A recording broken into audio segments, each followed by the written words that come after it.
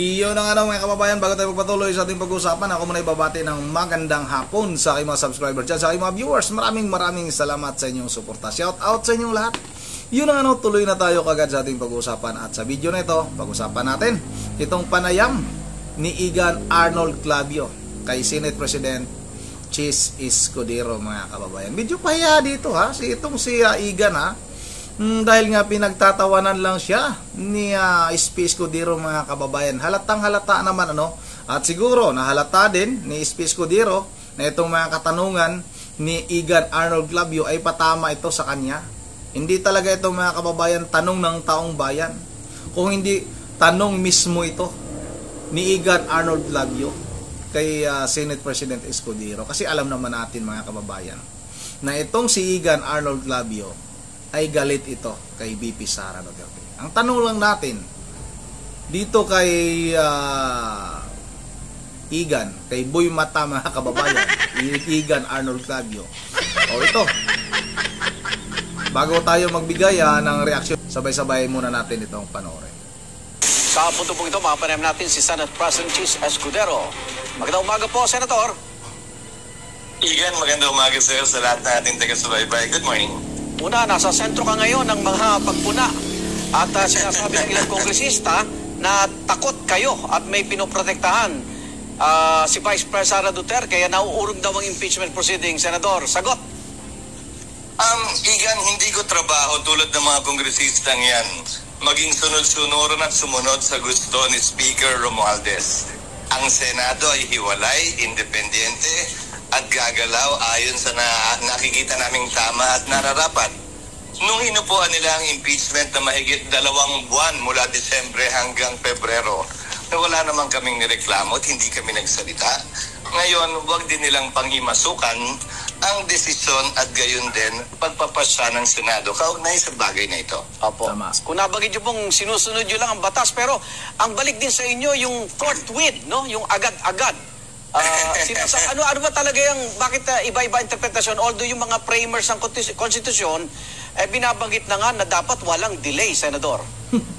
Nangyari, Igan, mahaba yung sagot, pasensya na. Okay. Sino bang unang nag-delay niya? Di ba yung Kongreso? Tapos yung Senado ngayon, pinupunan nyo na na-delay itong impeachment na ito. Wala na nga itong impeachment na ito, Arnold Clavio. Patay na yan. Ayon nga kay dating Senador Leila de Lima, dead on arrival yung impeachment na yan. Kaya wag nyo nang ipilit. At ito, Arnold Clavio, halatang halata naman yung mga katanungan mo. Hindi naman yan para sa panig ng taong bayan. Kung hindi para lang sa pangsarili mong katanungan yan. Dahil alam naman namin na ikaw yung isa sa mga broadcaster na bumabatikos nga kay VP Sara Duterte. Kaya ang katanungan nga namin sa'yo, magkano ba ang dahilan? Nakalagay sa rules ng Kamara, the Secretary General shall immediately transmit to the Speaker, hindi forthwith anumang impeachment complaint na inihain.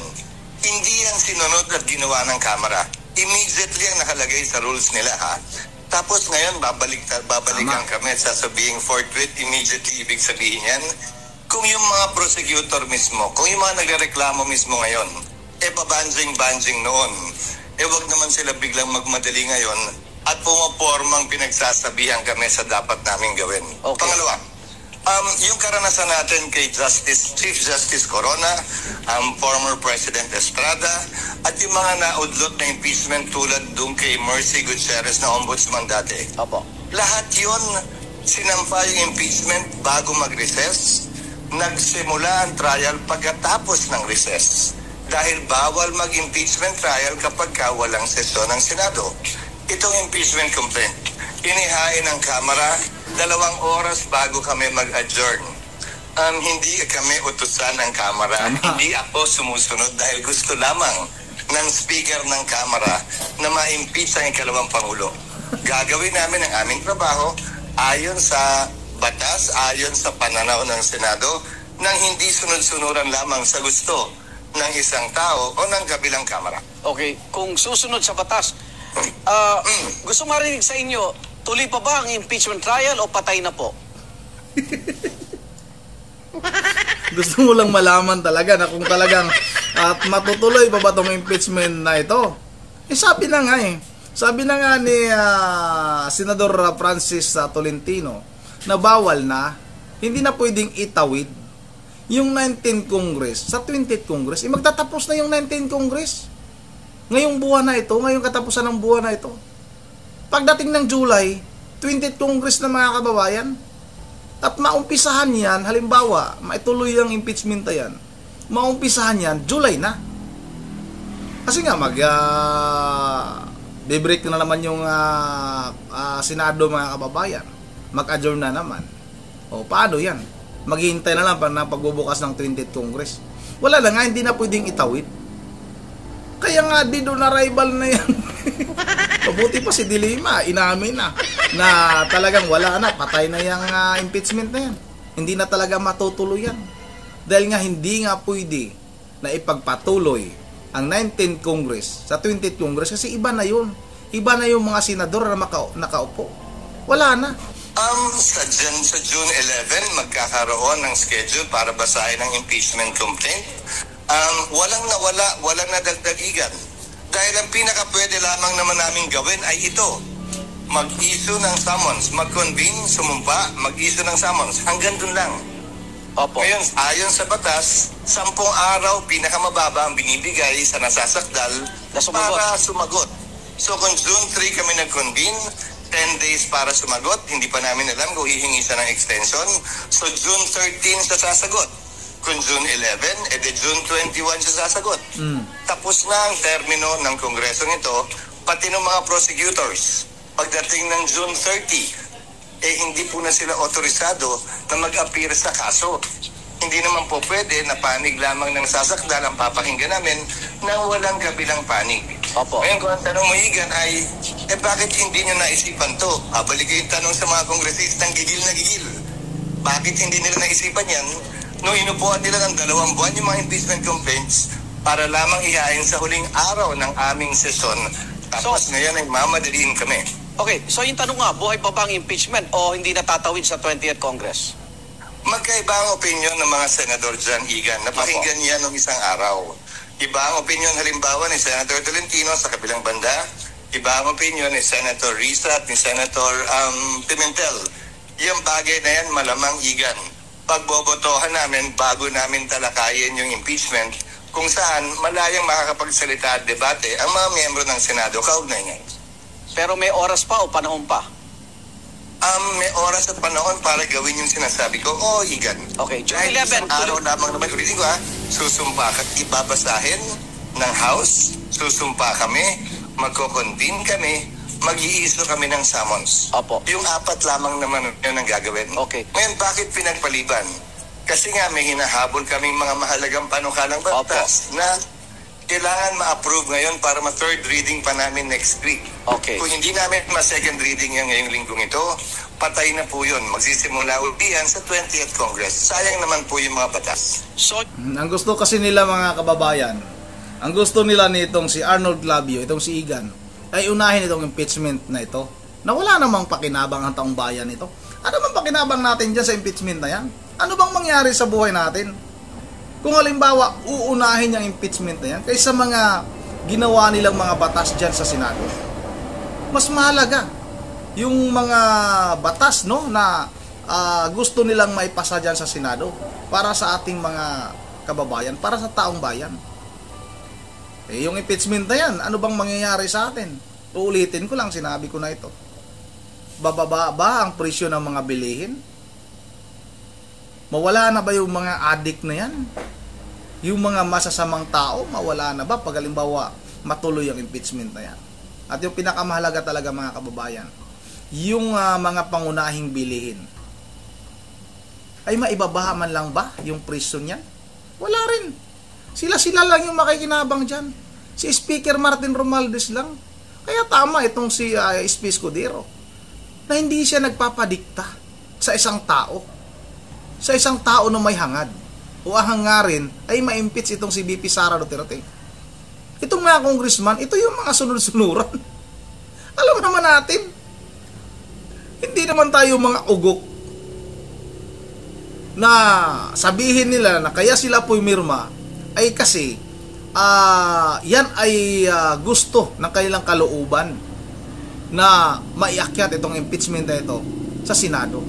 Gusto nilang pumirma, mga kababayan, o pumirma sila para maiakyat ang impeachment na yan sa Senado. Dahil nga, sa iniipit, yung kanilang mga budget, at yung 150 million. Ibinunyag na ito ng mismong kaalyado. Kaalyado nila, ha?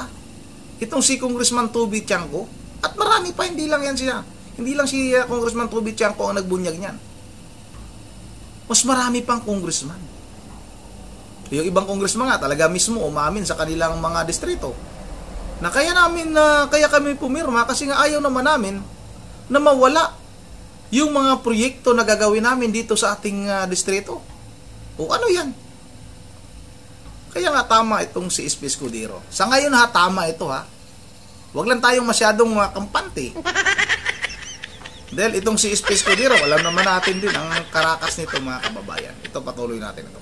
Yung June 11, tuloy na, Senador. Yun po yung setting na pinadala ko. Wala naman pong nagmuson para baguhin yun. Paagahin man o ipagpaliban. Nag-ooperate kami, Igan. Sana maunawaan ninyo sa mga muson at mga botohan. Lahat ng ginagawa namin, botohan yan. Okay. Bagaman hindi nyo napapanood na nagbobotohan, ibig sabihin, lahat ay sumang-ayon. Kaya anumang presiding officer, kung ako o sino man, palaging sinasabi, is there any objection? Pag wala, tuloy namin pwedeng gawin yung gagawin namin. Opo. Pag may nag-object, magbobotohan yan, Igan. Opo. Pag walang nag-object, ibig sabihin, lahat ng nandun nakarinig, sumang-ayon at hindi tumutol. O, balikan ko lang yung unang tanong. So, hindi ka takot Apo. at hindi mo Ano? pinoproteksyonan si VP Sara Duterte, Senador? Hindi, Igan. Siguro sa tinagal-tagal ko sa pamahalaan at paninilbihan sa publiko, kailanman ay hindi ako nagpasa base sa takot. Pero kailanman din, hindi ako tagasunod ninuman. At kung yung mga mambabatas na yan ay tagasunod ng speaker na gustong i-impeach si Vice President Sara, hindi po ako kasama sa listahan yon. Reaction lang sa 88% daw sa isang survey na gusto marinig si VP Sara Duterte magpaliwanag sa impeachment trial. Dapat naman talaga at maganda naman talaga yun para masagot yung mga katanungan na ginagawa na rin naman yata ni VP Sara ngayon. Tulad din naman ang ginagawa ng mga mababatas, Igan, nilalabas na nila yung ebidensya sa media. Ayan, Kaugnay ng tama yan. impeachment complaint. Demokrasa tayo. Okay. Malayang pwedeng sumagot sa ano kailanman ang sino mang nais magsalita. Okay, huli na lang po. Ano pa? Nabanggit huli? ni Senator Tolentino na may continuing violation ng Senado sa hindi pag-usad ng impeachment process. Opinion at pananaw niya yun. Sabi ko nga, Ganyan na lang mga kababayan. Naghanap lang ng butas itong si Arnold Labio. Ang tindi ng builtano ni SP Escudero kay Speaker Martin Romualdez. Hindi siya katulad ng mga congressman na sunod-sunuran sa isang tao na katulad ni Speaker Martin Romualdez. At hindi siya takot. Hindi siya takot kay VP Sara Duterte. Yung mga katanungan mo lang, Arnold Labio, yung gusto mo ay para bang mga kababayan, binibitag mo itong si Senate President Escudero. Kaya tuloy, pahiya ka sa mga katanungan mo na yan. At yung sinasabi mga kababayan ni Arnold Labio, itong si Igan, natakot itong si SP Escudero mga kababayan. Ito may sagot naman dito si Vice President Sara Duterte. Kung talaga bang takot sa kanya itong si SP Escudero mga kababayan. Ito, panoorin natin to. Ayaw mag-play. Ba't ayaw mag-play? Teka lang. Ayaw mag-play. Teka lang. Ulitin natin.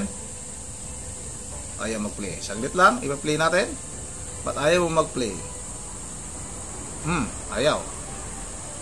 I do not know him na natatakot na klase na politiko. So, hindi ko lang alam saan nanggagaling yung sinasabi na takot si Senator Chis Escudero. Hindi ko alam saan galing yan. I do not... Di ba? Nanggaling yan, yung mga sinasabi na yan, yung mga haka-haka na yan, natakot itong si SP Escudero kay VP Sara Duterte, galing yan sa mga taga-mainstream media mga kababayan. Galing yan sa mga journalist, mga broadcaster na katulad nitong si Igan Arnold Labio. Pahiya ka tuloy, Kalabio ka.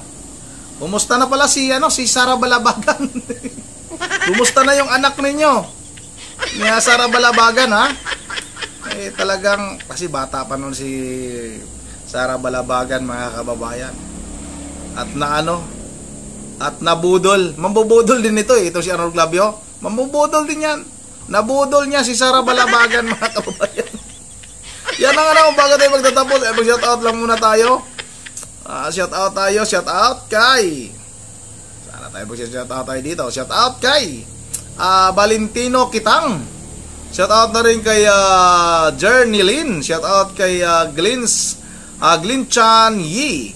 Shout out kay Joselito Bila Unay. Shout out kay Corazon Gonzales Idol. Shout out sa iyo at sa lahat. Thank you watching from Nevada, USA. Maraming salamat, ha. Maraming salamat sa iyo, Corazon Gonzales mula sa Nevada, USA. Maraming salamat. Shout out na rin kay Dandy Sarado. Shout out na rin kay Meliton Pulyarco. Shout out kay John Tip. Shout out kay Anthony Butal. Shout out kay John Yor. Shout out na rin kay Ma'am Berche Vergidios ng Pulilan, Bulacan. Kay Ma'am Joyce ng Japan. Kay Ma'am Elisa Burby. Kay